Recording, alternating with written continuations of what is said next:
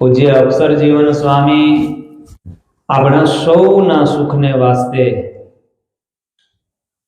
આ દાખલો કરી અને કાગળ લખ્યો છે. આ પત્ર ઉપર આપણે પ્રકાશ પાડીએ છીએ. ગઈકાલે રસના જેવી કોઈ વ્યાધિ નથી ત્યાં સુધીની કથા સાંભળી હતી. સ્વામી પછી લખે છે કે દયા જેવો કોઈ ધર્મ નથી. આજની કથાનો આ પેલો પોઈન્ટ છે. દયા જેવો કોઈ ધર્મ નથી. સ્વામિનારાયણ ભગવાનનો વિચાર અક્ષરજીવન સ્વામી આ ગ્રંથમાં મૂક્યો. જીવ પ્રાણી માત્ર ઉપર દયા રાખવી. એટલે આપણા ઋષિ કઈ ગયા, दया धर्म का मूल है, पाप मूलय अभिमान, तुलसी दया न छाड़िए, जब लग घट में प्राण. आ तुलसीदास नो विचार मत છે. જ્યાં સુધી આપણા જીવનમાં પ્રાણ રહે ને ત્યાં સુધી ક્યારે પણ દયા એનો ત્યાગ કરવો નહીં. જીવ પ્રાણી માત્ર ઉપર નાની મોટી બની શકે એટલી દયા રાખવી. એટલે જુઓ, શિક્ષાપત્રીમાં 83 નંબરના શ્લોકમાં સ્વામિનારાયણ ભગવાને ખાસ ગ્રહસ્થને કેવી આજ્ઞા કરી કે અમારા આશ્રિત જે કોઈ હોય ને એમને ભાવ્યમ દિનેષુ વત્સલૈહિ, કેવી મસ્ત આજ્ઞા કરી કે દીન જન ઉપર સ્વામિનારાયણ ભગવાન કે દયા રાખવી. એ વજે કોઈ પણ જાતનો ગરીબ હોય, અપંગ હોય કે વાણીથી ગરીબ હોય, એ તમામ ઉપર દયા રાખવાની સ્વામિનારાયણ ભગવાને આજ્ઞા કરી. અને દયા એ ધર્મનું મૂળ છે. જો આવી બધી વાતો અક્ષરજીવન સ્વામી આ ગ્રંથમાં કરે છે. અને જો દયા રાખીશું તો મન, ઇન્દ્રિય અને સ્વભાવમાં સ્વામી કહે કે શાંતિ આવશે. પછી સ્વામી લખે વસ્તુગતે શત્રુ તથા મિત્ર એ મન તથા ઇન્દ્રિયો જ છે. જો કેવી વાત અદ્ભુત લખી. જગ મેં વેરી કોઈ નહીં, જો મન શીતળ હોય, आपा मेटी खेलिए तो दया करे सबको. ત્યાર પછીની ચોપાઈ સ્વામી આગળના ચોપાઈ બાદ સરસ લખે કે જગતની અંદર ઘણા એમ કહેતા હોય કે અમારો આ શત્રુ છે, આ નડે છે પાડોશી. સ્વામી કે કોઈ કેને નડતું નથી. પહેલા નંબરના સ્વામી કે જો કોઈ શત્રુ હોય ને મિત્રો હોય ને તો એ આપણી અંદર જ બેઠા છે. મન છે, આપણી ઇન્દ્રિયો છે, આપણા સ્વભાવો છે, એ જ આપણા મિત્ર છે અને એ જ આપણા શત્રુ છે.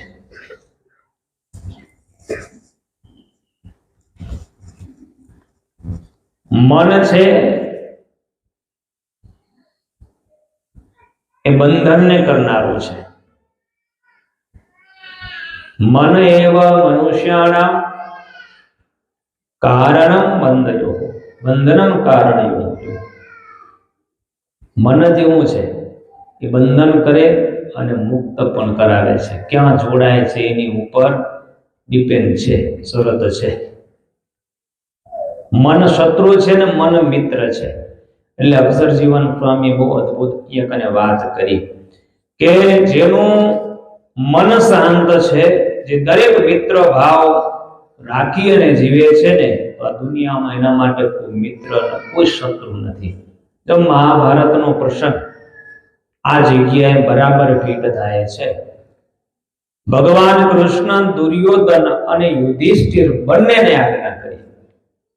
યુધિષ્ઠિર મહારાજા માટે અજાત શત્રુ શબ્દ વપરાણો છે. અજાત શત્રુ એને કહેવાય કે જેના કોઈ શત્રુ ન હોય ને એને અજાત શત્રુ કહેવાય. આ દુનિયામાં કોઈનો શત્રુ જન્મ્યો ન હોય. એ યુધિષ્ઠિર રાજાને અજાત શત્રુ કહેવામાં આવ્યા છે. દુર્યોધનને જે પોતાના મિત્ર માને એ દુર્યોધન પોતાનો શત્રુ માનતો હતો. આ દુનિયામાં સ્વામી લખે જગ મેં વેરી કોઈ નહીં. જો મન શીતળ હોય ને તો કોઈ જ આપણો શત્રુ નથી. બાકી પ્રોબ્લેમ જ મનના છે. જે મનથી માંદો શંકાશીલ એમની કોઈ દુનિયામાં દવા નથી. એટલે મનથી નિખાલસ પ્રફુલ્લિત અને શાંત રહેવું તો જ એ સાચું તપ છે. શાંતિ જેવું કોઈ તપ નથી. જો મન આપણું પ્રફુલ્લિત તો ભક્તજનો સાચી શાંતિ આપણા ઘરે છે. આવી સ્વામીએ વાત કરી. હવે સ્વામી આગળ એક અદ્ભુત કલમ લખે છે. સ્વામી કે માટે સર્વે રૂડા ગુણ સાધુના સમાગમથી અને કથા વાર્તાના શ્રવણથી આવે છે. બહુ અદ્ભુત વાત છે. આનો વિસ્તાર અંત્યનું 24મું વચનામૃત. જીવનમાં સારા ગુણ, સારી આવડત અને સંસ્કાર યુક્ત જીવન અક્ષર જીવન સ્વામી કે સાધુના સમાગમ અને કથા વાર્તાના સમાગમથી એ ગુણ મનુષ્યના જીવનમાં આવે છે. અંત્યનું 24મું વાંચીને તો એમાં સ્વામિનારાયણ ભગવાને આવી વાત કરી કે મુમુક્ષુ ભગવાનનો ભક્ત હોય એના જીવનમાં ઉત્કૃષ્ટ ગુણની પ્રાપ્તિ કેમ થાય? અર્થાત સારા ગુણ એ સંસ્કારવાન કઈ રીતે બને? તો ભગવાને ઉપાય બતાવ્યો કે જેને જેટલી કથા વાર્તા સાંભળવામાં પ્રીતિ એટલો એને જગતનો અભાવ વર્તે છે. અને જગતનો અભાવ એટલા કામ, ક્રોધ, લોભ ઇત્યાદિ અંતઃશત્રુ એના જીવનમાં ક્યારેય પ્રવેશતા નથી. અને સારા ગુણ છે ને એના જીવનમાં પ્રવેશે છે. આજે મોટામાં મોટો સત્સંગ કર્યાનો લાભ છે. એટલે અહીંયા કને શ્રવણ બતાવ્યું છે કથા અને સાધુનો સમાગમ બતાવ્યો છે. જે અત્યારે આપણા જીવનમાં બહુ જ ઘટી ગયો છે. 1 કે 2% રહ્યો છે. શાસ્ત્રોનું શ્રવણ ઘટ્યું અને સત્સંગ ઘટ્યો. વાર તહેવારે ભેગું થઈ જવાનું, બરાબર ને? જો 5 દિવસની કથા ગોઠવી ન હોત તો તમે છાતી ઉપર હાથ મૂકીને મને કહો કે અત્યારે સભામાં તમે બેઠા છો, યા સભામાંથી આવત તમે? અમે 10-15 દાડા રહેત પણ તમે આવત ના. ટાઈમ નથી, ઘટ્યું છે ને. એટલે હવે થઈ ગયો છે વાર તહેવારનો સત્સંગ થઈ ગયો, બરાબર? એટલે સંતો ગામડે ફરવા માટે આવે એ જો આવું આયોજન ન કરે તો પછી અમારે તો રિટાયરમેન્ટ હોય ને, ન સાંભળતા હોય, ઓછું દેખાતું હોય, આવાની આગળ ભગવાનની કથા કરવી કે જેની જરૂર નથી, જે કરીને તૈયાર બેઠા છે, તો સાધુનો વેપાર પણ ન થાય, બરાબર? એટલે હવે આયોજન લઈને આવવા પડે છે તો સત્સંગ થાય છે. એટલે સ્વામીએ લખ્યું સત્સંગ અને કથા વાર્તાના શ્રવણથી રૂડા ગુણ જીવનમાં નહીં આવે. આપણા જીવનમાં ખોટ હશે એ નહીં ઓળખાય. ખોટ આ 2 સાધનથી જ ઓળખાશે અને સુધારો તો જ થશે. કથામાં આપણે આવશું અને કઈ એક વાત આવી હશે ને આપણા જીવનને સ્પર્શી જશે, કોઈકને સ્પર્શશે અને એમાંથી પાછો વળશે કે નહીં આવી વાત શાસ્ત્રમાં હતી અને આવું કરનારને આવું ફળ મળ્યું. જે હું આ માર્ગે જાઉં છું પાછો વળી જાઉં તો એનામાં સુધારો આવશે. જેટલા સુધર્યા છે ને એ કથા અને સત્સંગના સમાગમથી બીડાથી સુધર્યા છે. એટલે વિશ્વાસ હોય તો થાય. જો તમને એક વાત બની ગયેલી, ઉપલેટાના વેરાભાઈ, એનું તમે નામ સાંભળ્યું હશે. એ બહુ જ ધાડપાડુ હતા, મોટા ડાકુ, વેશની હતા. સંસ્કાર કોને કહેવાય, માનવતા કોને કહેવાય, સ્વત વિચાર એના જીવનમાં કઈ હતું જ નહીં. બસ એને માની લેતો હતો કે મારો જન્મ લૂંટપાટ, ચોરી, દગો આના માટે જ થયેલો છે અને એ માર્ગે હતા. એમ આવતા હોય ને માર્ગમાંથી તો માણસો સંતાઈ જાય, એટલા ડરતા કે હાથમાં બંદૂક, ભાલો, હથિયાર રહેતા.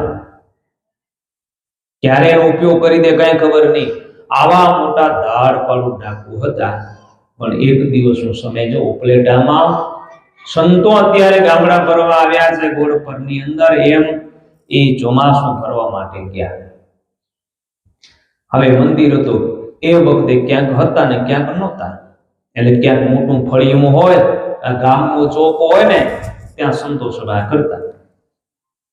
તો એમાં એક હરિભગતનું ઘર બહુ મોટો, ને ગામડામાં દર્શનતા તમને ખબર છે ને, ઉપર દેશી નળિયા હોય ને વીંગા જેટલા ફળિયા હોય. આપણું ગામડાનું જીવન વિષ્ણુભાઈ, બરાબર ને?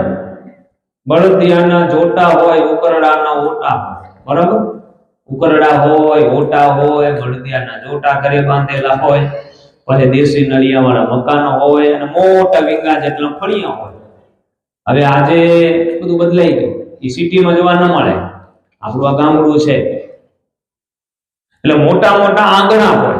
તો એ હરિભગતના આંગણામાં સભા અત્યારના સમયમાં સંતો કરતા હતા. ભાજિન્દ્ર સહિત કીર્તન ભક્તિ.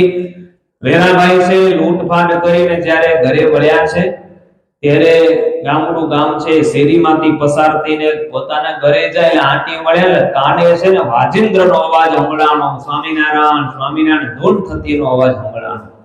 એટલે વેરાભાઈના પગ છે ને આમ ચોટી ગયા આંટીએ. એના મનમાં એમ વિચાર થયો કે આટલું સરસ કોણ ગાય છે, શું ગાય છે ખબર નહીં, પણ કેટલું સરસ ગાય છે, એને જાણવાની જિજ્ઞાસા થઈ. એટલે જે અવાજ આવતો તો ત્યાં ગયા. હરિભગતનું ઘર આંગણું આવી ગયું. કીર્તન ભક્તિ સંતો ભગવાને સંભાળીને કરે છે. છેડે બેહી ગયા સભામાં, હો બેહી ગયા. હા બોલ્યું કીર્તન ભક્તિ થઈ, પછી કથા વાર્તા સંતો કરી.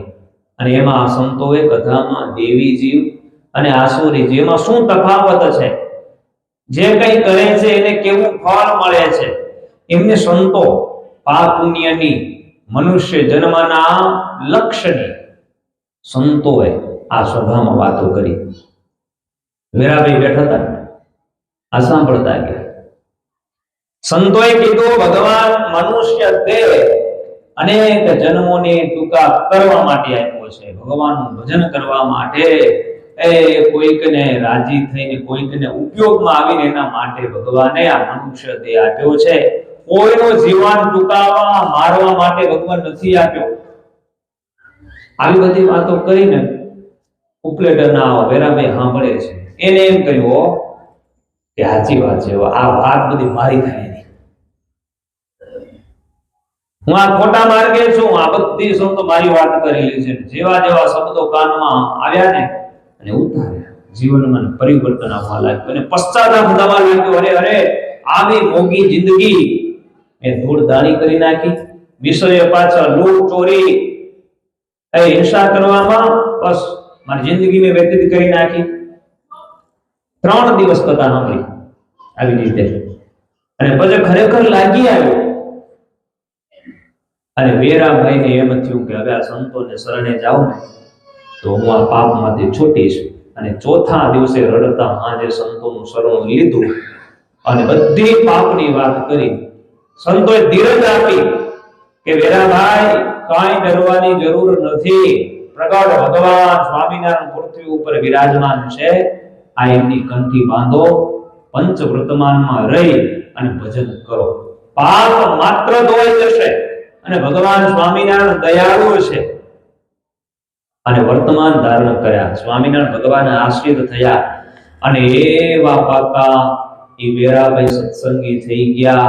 આખો માર્ગ બદલાઈ ગયો, જીવન પરિવર્તિત થઈ ગયું અને ભજન કરતા કરતા સંસાર પણ છૂટી ગયો અને અંતે સાધુ થઈ ગયા અને પરમાનંદ સ્વામી નામ ધારણ કરી અને સહજાનંદની સેવામાં રહી ગયા.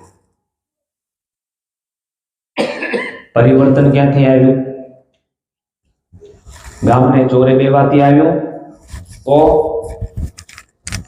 સંતોના સમાગમ અને કથાના શ્રવણથી વેરાભાઈના જીવનમાં પરિવર્તન આવ્યું. એટલે સ્વામિનારાયણ ભગવાને અંત્યના 24માં એટલે વાત કરી કે કથા વાર્તાના શ્રવણ વિના જીવનમાં રૂડા ગુણ આવશે નહીં. અને કળશની અંદર તો બિહારી લાલજી મહારાજે એવું લખેલું છે, સત્સંગનો કૃષ્ણ કથા જપાયો તેજો કદાપી નબળો જણાયો. સત્સંગ રૂપી શુભતો હવેલી પડી જવાની ગણવી જવેલી. આ ઇમારત છે સત્સંગની, એ કથા વાર્તાના ટેકાને ઊભી છે. સ્વામી લખ્યું કે જો કથા વાર્તા ઓછી થઈ, અણગમો થયો, તો સમજવાનું કે સત્સંગ રૂપી હવેલી છે ને એ પડી જવાની છે. ઘણાની પડી પણ ગઈ છે. અને ભક્તો જો યુવાનો યાદ રાખજો, એક મંદિર એટલે સત્સંગ અને કથા વાર્તા એટલે શાસ્ત્રનું વાંચન કે શ્રવણ જીવનમાં તે ઘટ્યું ને એટલે પછી બધું જીવનમાં આવશે. બધી જ પ્રકારનો મસાલો આવશે, બધી જ પ્રકારના દૂષણ આવશે. તમને ખબર છે ને અત્યારે જો રાત્રિ પડે છે એટલે અંધારું છે, ઘરમાંથી કઈ કચરો બહાર નાખવા જવો હોય ને, માણ ક્યાં નાખે? અંધારું અંધારું, ક્યાં ખંડર મકાન પડ્યું કે ક્યાં ખાંચો પડ્યો હોય, બે મકાન વચ્ચે શેરી ક્યાં ધાર પટો ને ત્યાં નાખી આવે. શું કામ? કોઈ દેખતું નથી અને ત્યાં નાખી આવીએ. પણ અંજવાળું હોય કે નાખવા આવે, અહીંયા કોઈ આવશે નાખવા? શું કામ? બધા જાગેલા, લાઈટ છે, પ્રકાશ છે, અહીંયા કોઈ કઈ કચરો નાખવા નહીં આવે. કચરો તો જ્યાં અંધારું હોય, ખંડેર વસ્તુ મકાન પડ્યું હોય ને ત્યાં બધાય નાખશે. એમ આપણા જીવનમાં સત્સંગ છે ને, નિત્ય સત્સંગ એ આપણી ભક્તિને તાજી રાખે છે, આપણા જીવનને પ્રકાશમાન રાખે છે. અને જો આપણા જીવનમાં સત્સંગ અને કથા વાર્તા હશે તો આપણું જીવન સમજો ભક્તજનો જાગૃત છે, પ્રકાશિત છે. અને પ્રકાશવાયેલું જીવન એમાં ક્યારેય કચરો આવતો નથી. બાકી જો સત્સંગનો દીપ ઓલવાનો અંધારપટ્ટી થઈ તો એમાં પછી બધી જાતના દૂષણ આવવાના છે. એ બીડીથી લઈ, તમાકુથી લઈ છે દારૂ સુધીના એ વ્યસનો આવી જશે ને ઘણાના જીવનમાં આવી ગયા છે. એટલે અક્ષર જીવન સ્વામી આ પત્રમાં આપણા જીવનમાં કોઈ ઉટેલ ન આવે, ખોટા દૂષણ ના આવે એના વિશે વાત કરી રહેલા છે. એટલે થોડીક સત્સંગમાં કથા વાર્તામાં પ્રીતિ રાખવી. આગળ સ્વામી લખે, માટે સાધુનો સમાગમ કર્યા વિના ગમે તેવો બુદ્ધિવાન હોય, વિદ્વાન હોય, એને શાસ્ત્રનો હાર્દ છે જેમ છે એમ સમજાતો નથી. માટે સાધુનો સમાગમ આળસ, પ્રમાદ એટલે અજ્ઞાન, અભિમાન મૂકીને અવશ્ય કરવો. બહુ મોટી વાત કરી.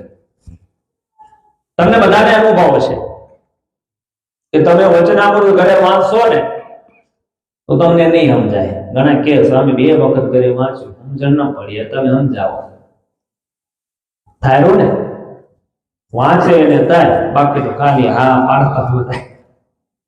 આમ વાંચો વચનામૃત ઘરે તો ટાઈમ નથી, બારીમાં જઈએ, નોકરીમાં જઈએ, મોબાઈલમાં આવી ગયું છે, પીડીએફ ફાઇલ આવી ગઈ છે, એપ બની ગયું છે.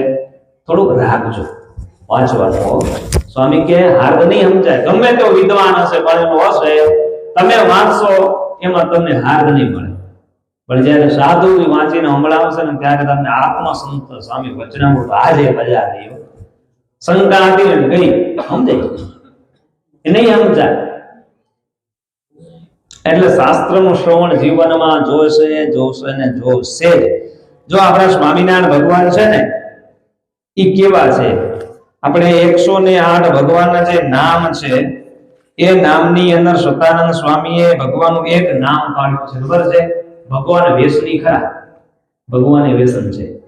શેનું ખબર? માને ઘણી જાતનું હોય. મારી વાત નથી કરવી, ખબર? ખોટો સમય નથી બગાડ, ખબર છે. માને શેના વ્યસનો હોય? તમારા નથી એટલે કે છે હશે ઘણું કઈ. હા ચોખા ન હોય તો બિચારાઓના મુખે મરે છોરા, ખબર? દુકાન વાળાના. હા, એ રોજી રોટી લઈને બાપા બેઠા અને તમે પછી એના કારણે આમ જાવ નહીં તો પછી ઘણા કે સ્વામી આપણે જઈને તો બિચારા છોકરો પરિવાર મુખે મરે. આપણે ન જઈ તો ટેકો લીધો આપણે. ભગવાન વ્યસની છે સેના? ઓમ સે સત્શાસ્ત્ર વ્યસનાય નમઃ. ભગવાનનું વ્યસન અને માણસનું વ્યસન કંઈક જુદું છે, બરાબર? ભગવાન શાસ્ત્રના વ્યસની છે. શાસ્ત્ર સાંભળવું એ ભગવાનને બહુ ગમે છે. સત્સંગી જીવન વાંચો છો તો 8 વખત ઉપરવર ભાગવત વાંચ્યું. અને 6 ધામમાં જયારે મંદિર થતા હતા ને ત્યારે મંદિરનું કાર્ય જ્યાં સુધી પૂરું નતું થયું ને ત્યાં સુધી ભગવાન આપણા જે અર્થશાસ્ત્રો બતાવે ને, અર્થશાસ્ત્રો ભગવાન બધા સાંભળ્યા છે. રામાયણ, મહાભારત, ઉપનિષદ બધો ભગવાને સાંભળ્યા છે. આવા વ્યસની છે શાસ્ત્રના. અને આપણે આજ્ઞા કરી, જો શાસ્ત્ર હશે, તમે જોવો ભગવાન ઘનશ્યામ ઘર છોડી અને વન ગમન કર્યું. વનનો રસ્તો કયા શહેરમાંથી લીધો? છપૈયા, અયોધ્યા. એ અયોધ્યાથી જ્યારે વનની યાત્રા શરૂ કરી ને, ભગવાને બહુ વસ્તુ સાથે લીધી નહોતી. એક કમંડલ હતું, પછી પાળી ગાળન માટે ગેણું હતું, દોરી હતી, સત્શાસ્ત્રનો ગુટકો, બાલ મુકુંદ ભગવાન હતા. આ બધું હતું, આપણી જેમ નહોતું. પણ જો ભગવાનને ખટકો કેટલો છે.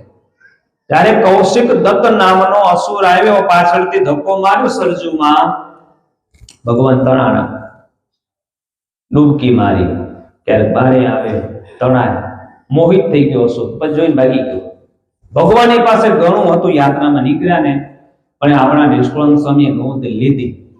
1.5 પોર રહ્યા જલ માહી, 12 ગાઉ નીકળ્યા તણાઈ. કેટલા પોર રહ્યા? 1.5 પોર. એક પોરના કલાક કેટલા? સમજી ભાઈ? 8 પોર છે, 4 દિવસના ને 4 રાત્રિના, બરાબર? હવે એક પોર તમે બુક કોવેલા, એક પોરના 3 કલાક, બરાબર ને? અત્યારે કેટલા? 8:30 થયા ને? 8:30 એટલે 6 થી 9 એક પોર કહેવાય, રાત્રિનો પહેલો પોર. એટલે ભગવાન કેટલા પોર તણાણા? 1.5 પોર રહ્યા જળ માહી, 12 ગાઉ નિસર્યા તણાઈ. 1.5 પોર પાણીમાં રહ્યા એટલે કેટલા? 4.5 કલાક ભગવાન પાણીમાં તણાણા અને 12 ગાઉ બહાર નીકળે. એક ગાઉના કિલોમીટર, એક ગાઉના 3 કિલોમીટર થાય. કેટલા? 36 કિલોમીટર ભગવાન સરજુ ગંગા પાર કરી નીકળ્યા. પણ એ તણાના 36 કિલોમીટર, 36 એ સરજુ ભગવાન તણાના છે પાણીમાં. પણ ભગવાને એ વખતે જે વનગમનમાં જે બધું વસ્તુ લઈ નીકળ્યા હતા, ભગવાને રક્ષા કરી. પૂજા પુસ્તક પાછળે રહ્યું, બીજું સર્વે તે તણાઈ ગયું. ભગવાને કોઈનું જતન ન કર્યું. નીલકંઠ વર્ણિએ એ જે ગયું, કમંડળ ગયું, પાણીને ગાળવાનું ગેણું ગયું, દોરી ગઈ, બીજ જે કઈ હશે બધું ગયું. કોઈની રક્ષા કે જતન ભગવાને કરી નહીં. પણ ભગવાને ચિંતા કોની કરી? હાચવવી કોને? શું કર્યું? પૂજા પુસ્તક પાછળ રહ્યો, બાકી સર્વે તણાઈ.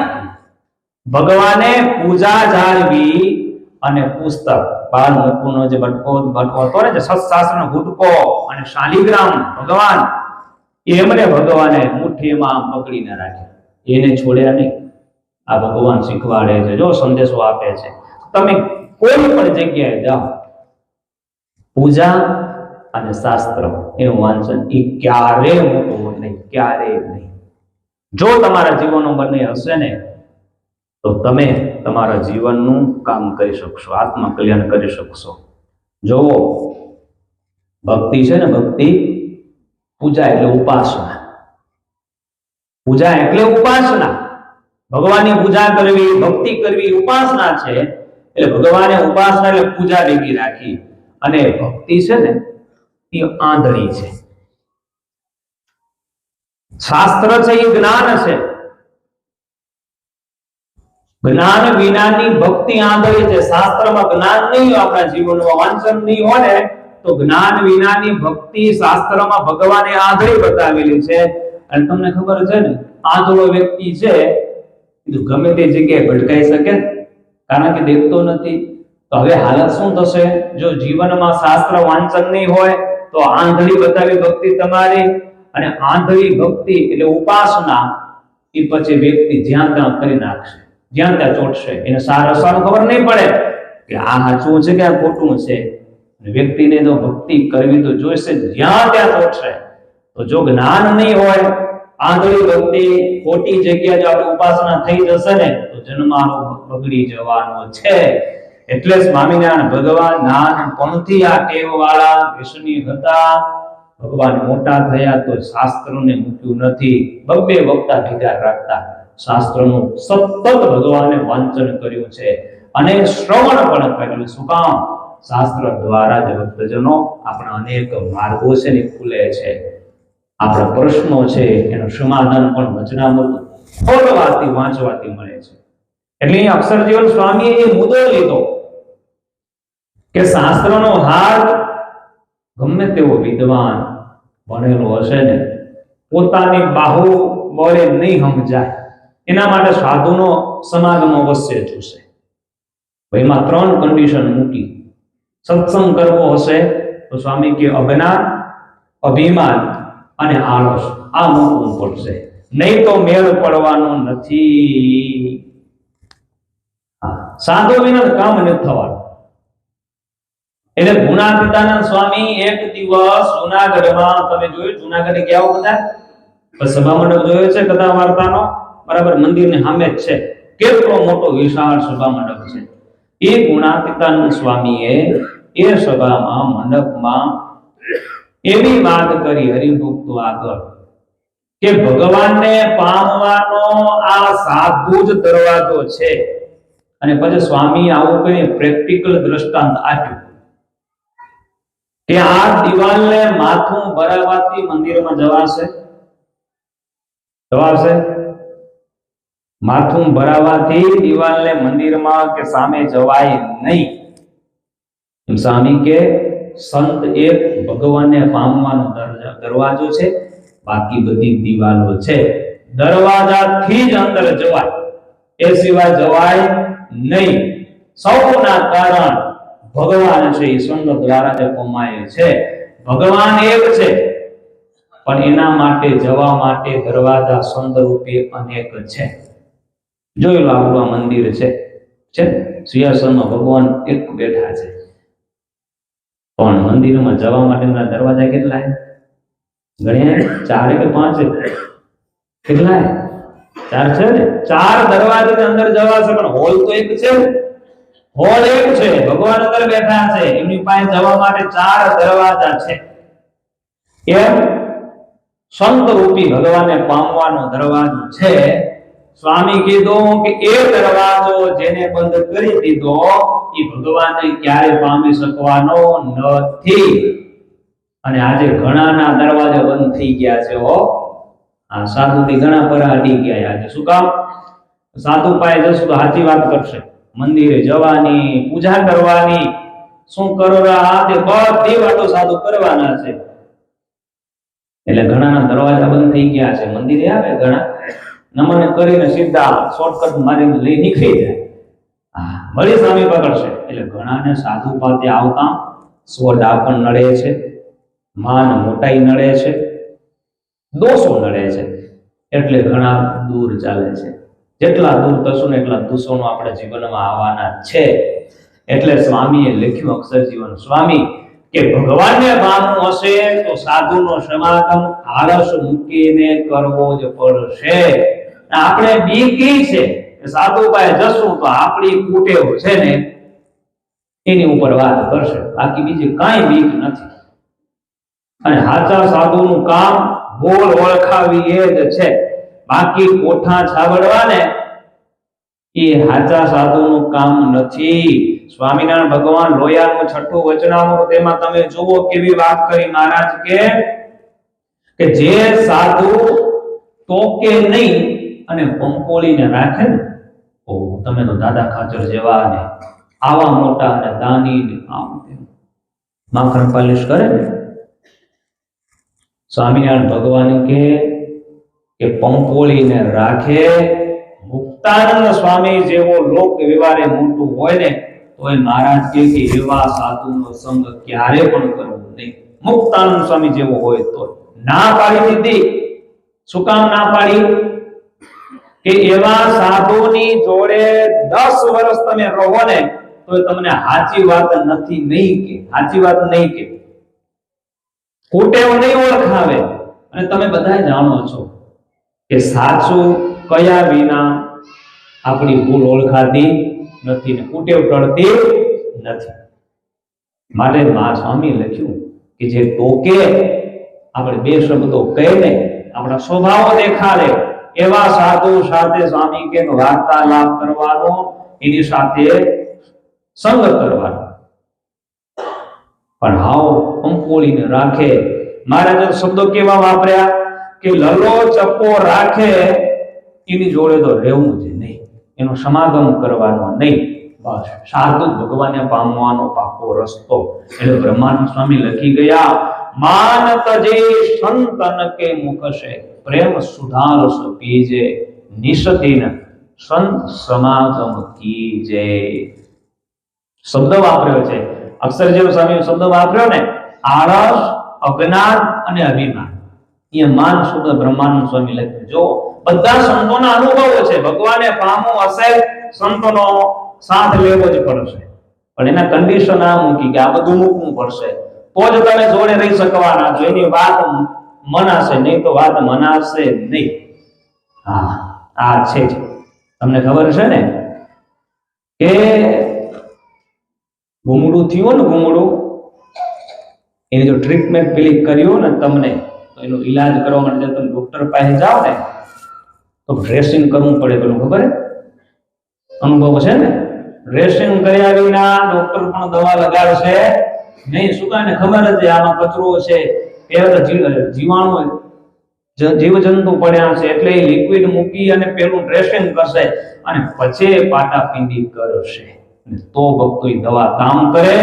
2-3 દિવસ બાંટો બાંધેલો હોય તો 3જા દિવસે થોડીક રૂજ વળેલી દેખાય. આ મટાડવાનો આ રિવાજ છે, આ શરત છે. અને બહેનોને ખબર છે, રોટલા બનાવે ને બહેનો, તમે તો ક્યારેક બનાવતા હશો કદાચ. મારો આવે કે નો આવે? કે નો આવે? નથી આવતો. રોટલો બનાવતા પૂછી લેજો. રોટલો બનાવવો હોય ને તો એક સામાન્ય રોટલો બની ગયા પછી જયારે તાવડી ઉપર ભક્તજનો નાખવો હોય ને તો ડાયરેક્ટ રોટલો તાવડી ઉપર પડતો નથી. ખબર? પેલો લોટ ભભરાવો પડે થોડો. જો ડાયરેક્ટ રોટલો રાખો ને તો થોડું ચોટી જાય, દાજે. એટલે બરાબર તાવડી તપી ગયો ને રોટલા નાખે પેલા થોડોક બેરવાનું રોટલો લોટ ભભરાવે અને પછી ઉપર રોટલો પડે, નહીં તો ચોટી જાય. આ બધી પ્રોસેસો છે. જીવાત્માનું કલ્યાણ કરવું હોય તો માન છોડી અને સાધુનું સમાગમ કરવું પડે. આ શરત તો લાગુ પડશે, નહીં તો જે રોટલો ચોટી જાય, ડ્રેસિંગ વિના દવા કામ કરે, એ ભક્તજનો માન અભિમાન સોતા જો સત્સંગમાં આવીને તો પહેલું જ વચનામૃત જુઓ હરજી ઠક્કરે કેવો પ્રશ્ન કર્યો કે મહારાજ ઘણા દિવસથી સત્સંગ કરે રા, આપણી વાત કરી, આપણે જન્મ્યા સત્સંગમાં છીએ, આ દિવસ સત્સંગ કરી રહ્યા ને, ઘણા દિવસથી સત્સંગ કરે છે મહારાજ, છતાંય જેવી પોતાના શરીરમાં સંબંધીમાં ગાઢ પ્રીતિ, એવી પ્રીતિ સત્સંગ પ્રત્યે થતી નથી. એનું કારણ શું છે? શું કારણ બતાવ્યું? તમે કહો વેલા. સ્વામિનારાયણ ભગવાને કીધું જવાબમાં કે ભગવાનનું મહાત્મ્ય જે સંત થકી જાણ્યામાં આવે છે, ઓળખ્યામાં આવે છે, એ સાધુ જ્યારે વાત કરનારો હોય ને, એના સ્વભાવ, એની કુટેવ, એની ઉપર વાત કરે કે તમે આમ તો બહુ સારા છો, પણ તમારામાં આ સ્વભાવ એ સારો નથી, આ કુટેવ સારી નથી લાગતી, સત્સંગમાં શોભતી નથી. ઈ જ્યારે આપણે કુટેવ ઉપર વાત કરે ત્યારે મહારાજ કે વાતના કરનારા જે સાધુ, ઈ જ્યારે સ્વભાવ ઉપર વાત કરે ત્યારે માને કરીને અવળી લે કે હું આવડો મોટો પ્રમુખ થયો અને મને સ્વામી આમ કહી દીધું, તો પોતાનો સ્વભાવ મૂકી શકતો નથી, તેઓ મૂકી શકતો નથી, અને જે બતાવેલા ભૂલ માને કરીને વાતને અવળી લે છે અને એનું અવગુણ લે છે. મહારાજ કીધું, મહારાજ કે ઈ પાપે કરીને એને સત્સંગમાં ગાઢ પ્રીતિ થતી નથી. તો અહીંયા કને અક્ષર જીવન સ્વામી એટલે કીધું કે સત્સંગ કરવો છે તો માન અભિમાન મૂકવું પડશે, નહીં તો તમને આવી સત્સંગ કરવા નહીં જ દે. આપણે સર્વગુણે સંપન્ન નથી, ક્યારેક ભીડો આવવાનો છે અને ભીડામાં આવી ગયા, વાત સાધુ કહી દીધી તો દીદી પાછા પડવાના ચોક્કસ છે. જો આ દોષ સોતા આવ્યા તો, પણ જો દોષ નહીં હોય ને, રહિત થઈ અભિમાન રહિત સત્સંગ કરશું ને, તો જો શિવલાલ શેઠ કેટલા મોટા ભગત, 25 વર્ષ ભક્તજનો એ કામ કરી ધામમાં વયા ગયા, એવો કેવો સત્સંગ કર્યો હશે એ શિવલાલ શેઠ. એના જીવનમાં એક કુટેવ હતી, સોપારી ચાવવાની. તમારામાં નહીં હોય તો તમે અહીંયા બેઠા ન હો, છે નહીં ને? તમારા પછી હું વખાણ કરું છું, પછી આમ ક્યાં દાંતે ખીચે ચોટે ને એવું ન કરજો. શિવલાલ શેઠમાં વ્યસન કેટલું? સોફારી ચાવવાનું. ઘણા અંદર ફૂલાતા હશે કે આપણું એટલું નાનું વ્યસન નથી, સમજી ગયા? આ સોપારી ખાતા, પણ કાચી, ઘણા પાકી ખાતા હોય. પણ આટલા મોટા એ સત્સંગી હતા, પણ એ કુટેવ હતી, સંતોને નડતી. પણ મોટા આકાર વ્યવહારમાં સત્સંગ બહુ મોટા. ગુણાતીતાનંદ સ્વામીને પણ થોડોક મોભો નડતો, હારું કેમ માને. પણ જો બપોરનો સમય હતો, કથા વાર્તા થતી હતી વચનામૃતની, જમી કરીને ઘણા મુખવાસ લે ને, જમ્યા પછી એ મુખવાસમાં સોપારી ખીચા શેઠિયા હોય ને, ખીચામાં પડી હોય એમ સોપારી ઓટામાં રાખીને પછી લેફ્ટ રાઈટ કર્યા રાખે, રમાડે કરે. એ શિવલાલ શેઠ બેહી ગયા, નાનો કટકો સોપારીનો એ મોઢામાં ફેરવા કરે, દાંત વચ્ચે દબાવે, ફરી ક્યારેક કટકટ અવાજ આવે. મારા જેવું નાનો સાધુ કથા વાંચતો તો એ કટકટ અવાજ આવે સોપારીનો, સાધુને ખબર તો પડી ગઈ કે આ શેઠ ખાયા. થોડી વાર રહેવા દીધું કે હાલો કદાચ બંધ થઈ જાય, પણ બંધ ન થયા ને એટલે નાના સાધુએ સભાની અંદર કહી દીધું કે આટલી દિવ્ય અક્ષરધામને શોભા છે ને એમાં હારું કયું કૂતરું હાડકું ચાલે. શું કીધું? કેટલા આકરા શબ્દો કે કયું કૂતરું હાડકું ચાલે છે સભામાં.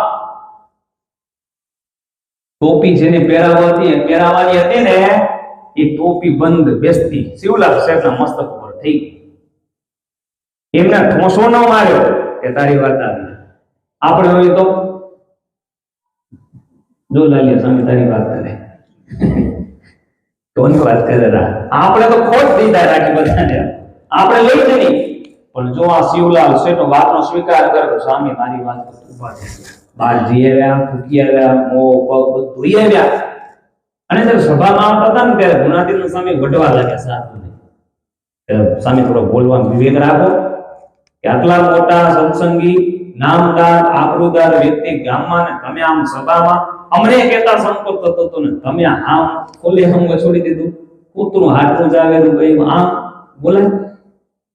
શિવલાલ શેઠ દોડતા આવ્યા, ગુણાતીતાનંદ સ્વામીના ચરણ પકડી લીધા કે સ્વામી, સ્વામી ન બોલે, એ મારા ગુરુ છે એ કે તમને મારી સ્વભાવ મારી કુટેવની ખબર હતી છતાંય હું એક મોટો શેઠિયો પૈસાદાર તમને મારો મોભો નડતો તો કહેવામાં હો, મોભો નડતો તો તમને, પણ કેટલા નિખાલા સાધુ હૃદયના બે ધડક આજે સભામાં વાત કરતી, આને મારી ભૂલ ઓળખાય છે, આ મારા ગુરુઓ છે, અને જો આને મારી ભૂલ ન ઓળખાવી હોત ને તો આ વ્યસન મારા જીવનમાંથી જાત જ. અને ભગવાને ના પાડી છે કથામાં બેઠા બેઠા ક્યારેય પણ કઈ ખવાય નહીં. આ સત્સંગી જીવનમાં ના છે, કથાના લક્ષણો છે. સોપારી ચાવતા ચાવતા કથા સંભળાય એનું ફળ પરિણામ બહુ મોટું છે. શિવલાસને ગુણ લીધો તો સત્સંગમાં આજે અમર અક્ષરે એની ગાથા લખાઈ ગઈ. ગાથા આ યાદ કરી છે એમને. આ સત્સંગ કરતા હતા, પણ જો નિર્માની તેને સત્સંગી હતા, કરતા હતા, તો સંતો જ્યારે ભૂલ ઓળખાવીને તો એને સૌની લીધી અને સત્સંગમાં આગળ વધી ગયા.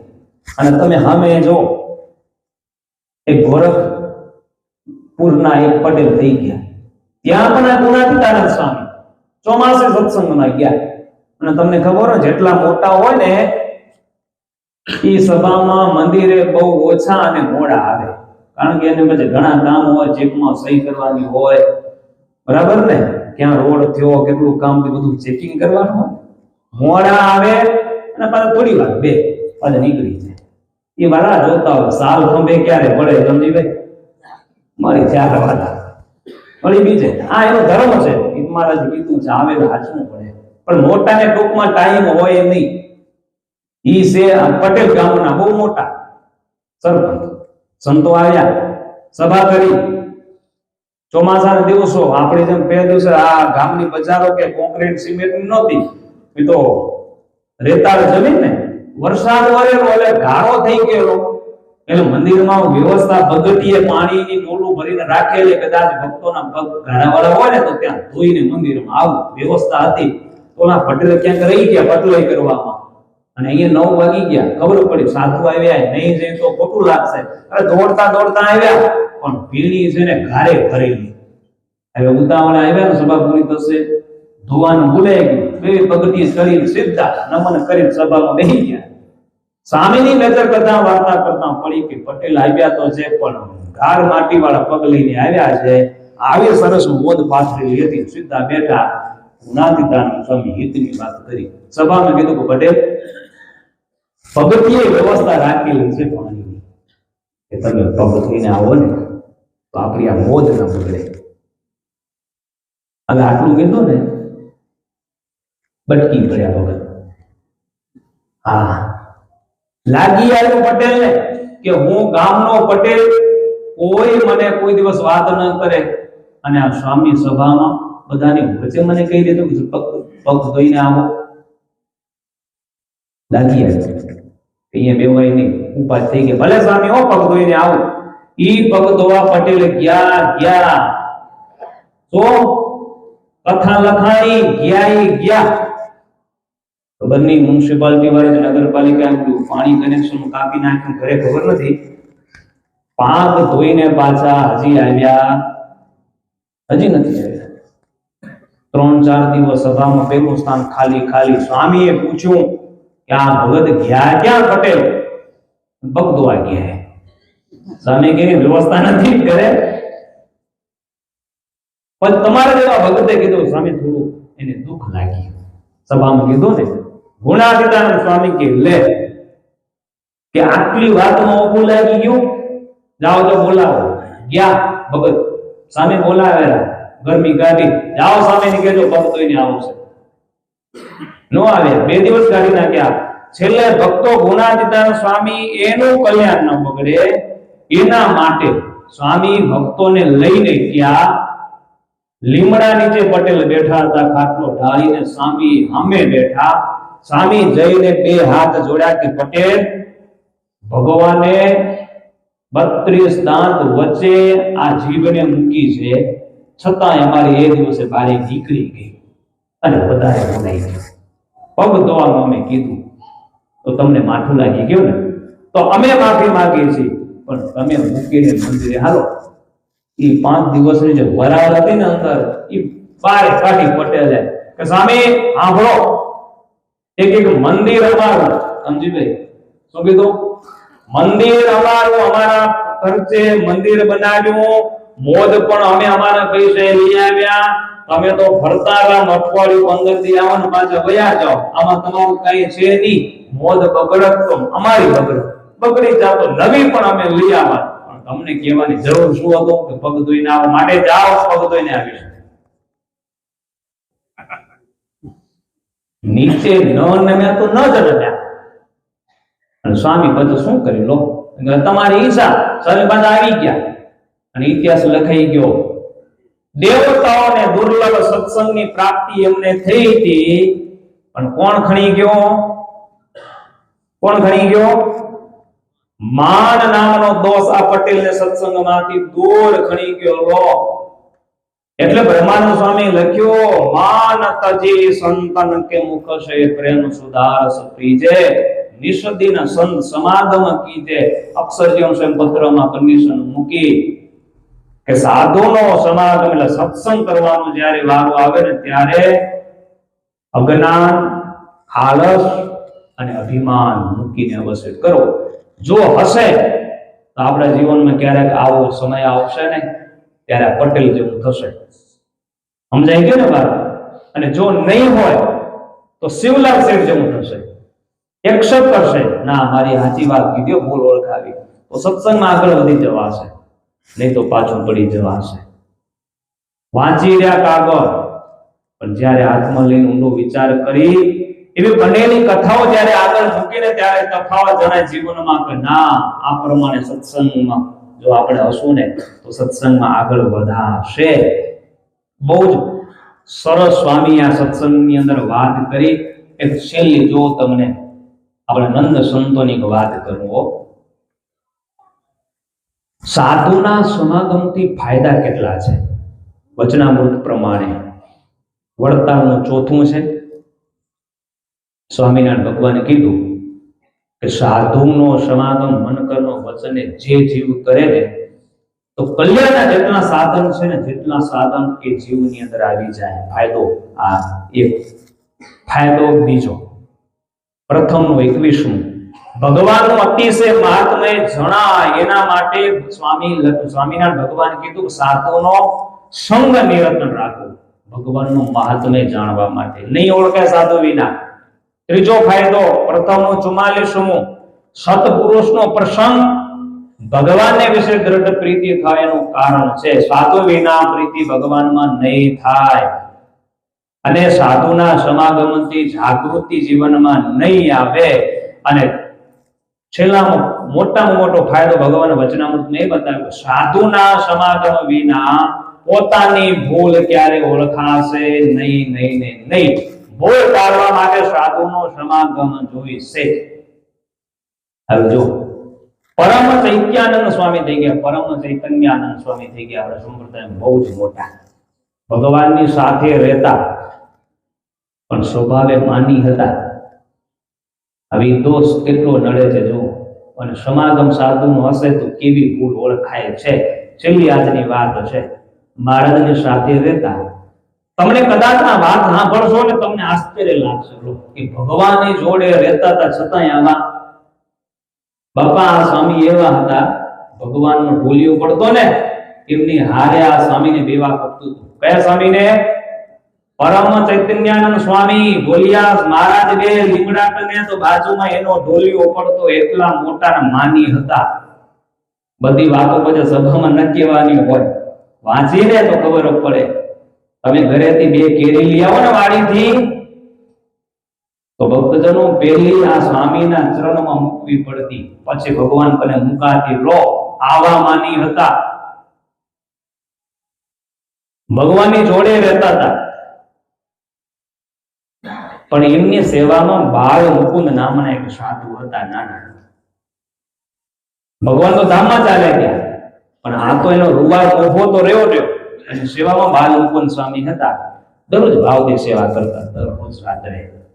અને સંતોની આ એક પ્રથા છે, સાંજે સંતો સેવા કરે. એમાં એક દિવસ આ સેવકને આવવાનું મોડું થઈ ગયું.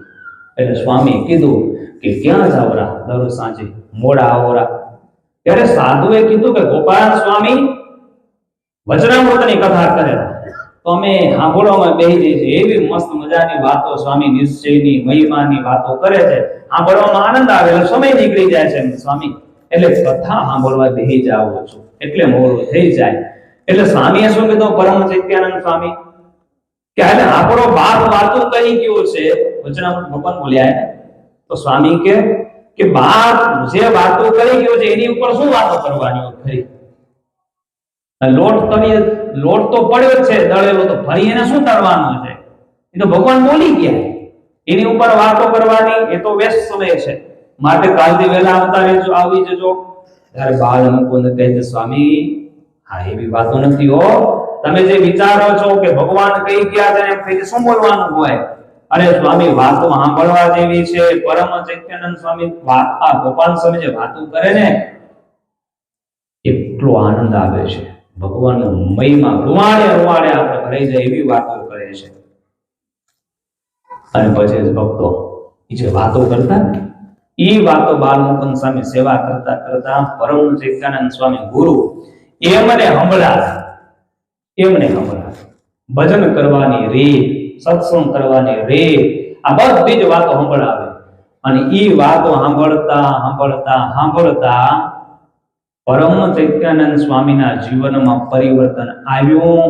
એવું પરિવર્તન આવ્યું કે એમાં એક દિવસ એ વડતાલનો સભા મંડપ આખો ભર્યો તો. આપણી સભા છે એવી સભા વડતાલના સભા મંડપમાં આવ્યા અને સ્વામી છેલ્લે ઉભા રહ્યા, સભાને 5 દંડવત કર્યા અને પછી આગળ આવીને કીધું બધાને સંતો ભક્તોને કે સાંભળો મારે એક વાત કેવી છે. બાલ મુકુંદ સ્વામીનો સેવક નાનકડા સાધુનો હાથ પકડી રાખ્યો અને ગોપાલ સ્વામી જે બેઠા હતા ને સભામાં વાતો કરતા હતા એમની પાસે આવીને ઉભા રહ્યા. આખી સભા સાંભળે ને એ રીતે વાત કરવા લાગ્યા કે 12 વર્ષ ગુરુ રહ્યો અને 12 વર્ષનો સદગુરુ રહ્યો. શું કીધું? 12 વર્ષ ગુરુ રહ્યો, 12 વર્ષ સદગુરુ રહ્યો. પણ સાધુ તો હું આ બાલ મુકુંદ મને મળ્યો ને ત્યારે આજે હું સાધુ થયો. આ સાધુ જો ન મળ્યો હોત ને તો મારી ભૂલ જીવનમાં કઈ ઓળખાત નહીં.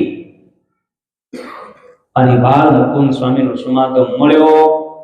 જે પોતાનો મોભો હતો સભામાં બેહવાનો ઢોલિયો હારે બેવા જતો હતો ને ભગવાને એ ઢોલિયાને એમને તોડી નાખ્યો કે હું કેટલો અભાગ્યો, મારા ઈષ્ટદેવની હારે બેઠો અને તોડી નાખ્યો. અને પછી એમ કહેવાય કે જૂનાગઢમાં રહ્યા રાધારમણ દેવની આગળ નિત્ય એક પગે ઉભા રહીને માળા કરતા પ્રાર્થના કરતા ભગવાને કે હે મહારાજ કે તમારા સાધુ મને ઓળખાતા નથી, માં દયા કરજે. બાળ મુકુંદ જેવા મને 100 સાધુ આપજે. એ સાધુ વિના મારા જીવનમાં મને ભૂલ નહીં ઓળખાય. અને એક સાધુ મળી ગયા, સ્વામીનું જીવન આખું બદલાઈ ગયું અને ભક્તિમય વાળા થઈ ગયા અને ડંકો વગાડીને ભગવાનના ધામમાં ગયા.